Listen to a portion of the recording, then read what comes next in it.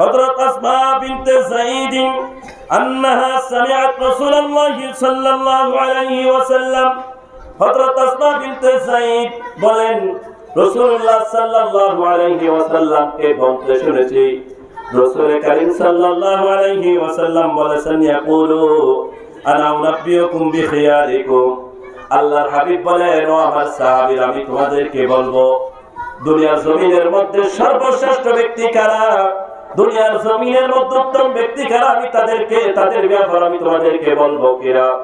তখন আল্লাহর হাবিবকে সাহাবায়ে কেরাম বললেন, ক্বালু বালা ইয়া রাসূলুল্লাহ, ইয়া হাবিবাল্লাহ, আমাদেরকে দুনিয়ার জমিনের মধ্যে বলে দেন কোন ব্যক্তিরা উত্তম, কোন ব্যক্তিরা দুনিয়ার জমিনের মধ্যে শ্রেষ্ঠ।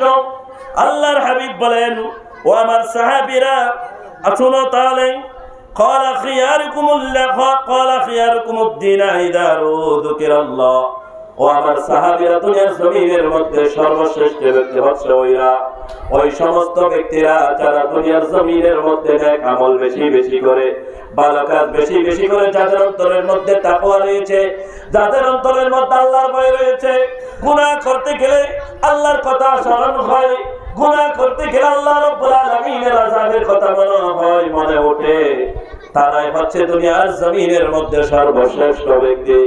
আল্লাহর হাবিব বলেন, তোমরা দুনিয়ার জমিনের মধ্যে সর্বশ্রেষ্ঠ ব্যক্তি কিভাবে চিনবা? আল্লাহর হাবিব বলেন, ইযা যুকিরাল্লাহ, দুনিয়ার জমিনের মধ্যে সর্বশ্রেষ্ঠ ব্যক্তি হচ্ছে তারা যাদেরকে দেখতে আল্লাহ রাব্বুল আলামিনের কথা স্মরণ হয়। উৎসাহ দিয়ে বলি সুবহানাল্লাহ।